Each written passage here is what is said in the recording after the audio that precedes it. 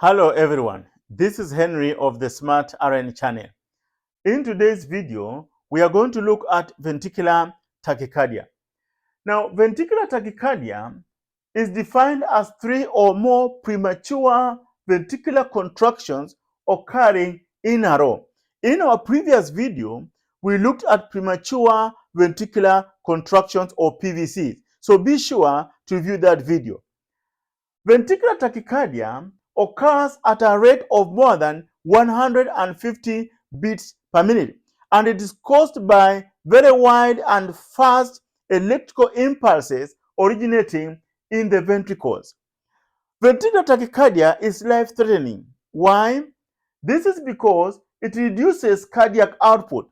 Cardiac output is the total amount of blood that is pumped out of the heart every minute. So that amount is significantly reduced as a result of this ventricular tachycardia. Ventricular tachycardia is either monomorphic or polymorphic. Monomorphic VT is caused by one pacemaker, or in other words, you can simply say that monomorphic ventricular tachycardia is caused by the same pacemaker cell. So it takes on that particular shape. On the other hand, polymorphic ventricular tachycardia is caused by multiple pacemaker cells, which are located in different areas of the ventricles. So that's what we have. We can have these waves like that. This is caused by other pacemaker cells, So these are multiple pacemaker cells which are causing a different morphology to this particular ventricular tachycardia. Now, we can also have prolonged ventricular tachycardia. And when ventricular tachycardia is prolonged, it can result in death if untreated. That's why we say that it is life-threatening. So if it is prolonged, that means this patient is having a reduced cardiac output over a long period of time. And when this happens, it can actually result in death if not treated on time. So what are the causes of ventricular tachycardia? One, we can have hypovolemia, reduced volume of blood.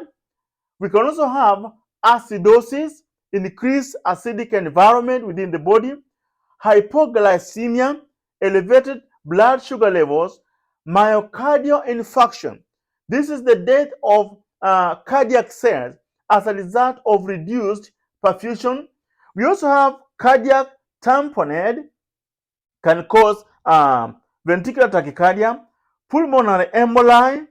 We can have hypoxia, reduced volume of oxygen in the blood, electrolyte imbalances, especially decreased potassium and decreased magnesium, and also hypothermia, decreased temperatures. All these can cause our heart to go into ventricular tachycardia.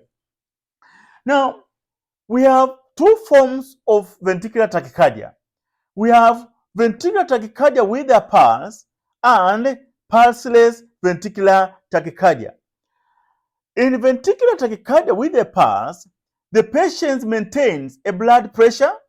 The patient also maintains pulses. You can feel this patient has pulses.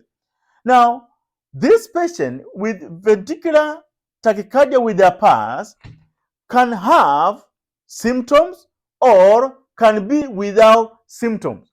So these conditions can be with symptoms or without symptoms.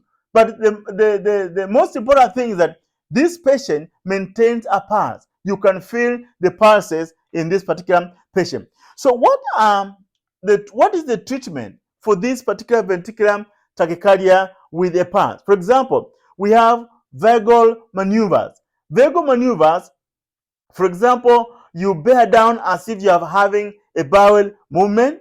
You can also use antiarrhythmic drugs like amiodarone to be able to treat this ventricular tachycardia with a pulse. Electrolyte replacement. If we have got, for example, decreased potassium, we can elevate or replace this particular potassium. If there is decreased magnesium, we can replace the magnesium electrolyte. So we can perform electrolyte replacement to deal with this particular ventricular tachycardia with a pulse. And also we can do cardioversion. Remember in our previous videos, we said that cardioversion is where we can be able to convert an abnormal heart rhythm into a normal heart rhythm. We can do that by use of medications, for example, amiodarone. We also said we can use diltiazem. Those are medicines we can use to convert this this abnormal rhythm into a normal rhythm. Apart from performing cardioversion by using medicines, we can also perform electrical cardioversion. In electrical cardioversion, we use a defibrillator. We can apply or we can send shocks to this particular heart to be able to convert that abnormal rhythm into a normal rhythm. And remember, in cardioversion using a defibrillator, the machine is able to synchronize the shock delivered with the peak of the QRS wave in that particular rhythm. So that's cardioversion. You can use cardioversion either using medicines or using a defibrillator to convert that impulse into a normal impulse. Now, in pulseless ventricular tachycardia, this patient is said to be in cardiac arrest. This is because the patient is unresponsive, he has no pulse, and he has no blood pressure. The treatment of this condition is immediate cardiopulmonary resuscitation, CPR. When we have a patient who is in pulseless VT, we perform CPR. CPR is the first line of treatment for this particular patient. We begin chest compressions to try and restore a pulse in this particular patient. So remember, for this one, the first line is CPR, cardiopulmonary resuscitation, and this CPR can be accompanied by defibrillation. CPR and defibrillation. We use a machine to deliver shock waves onto this particular heart as we try to resuscitate this particular patient. We can also use epinephrine, and this epinephrine is geared towards achieving inotropic and chronotropic effect. Remember, with inotropic effect, we want to achieve improved contractility, and in chronotropic effect, we want to reduce that particular heart rate. So in pulseless VT, we can also use epinephrine medication to try and treat this particular condition, and also antiarrhythmic drug.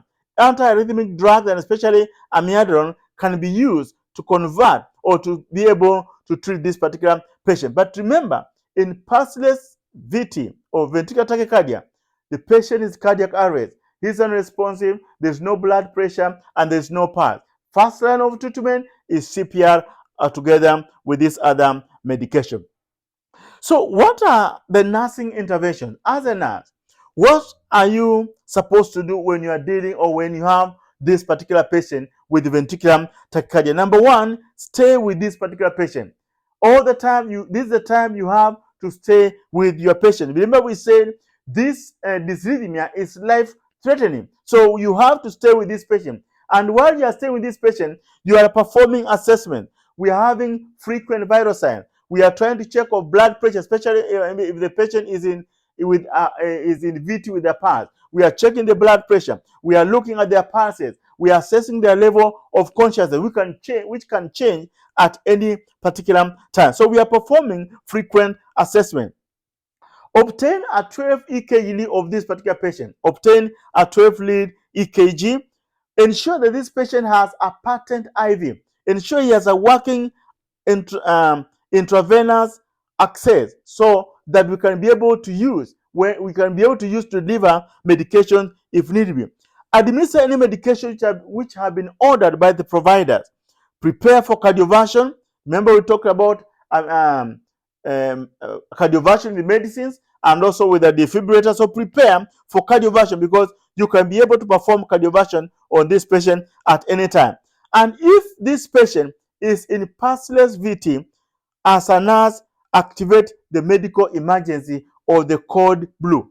In pulseless VT, activate a medical emergency. So that's when you have to initiate this particular CPR, perform defibrillations, and all that. So that brings us to the end of this particular video on ventricular tachycardia. As always, please drop a comment, share this video, like this video, and if you have not subscribed to this channel, please do so. From me here today is a goodbye.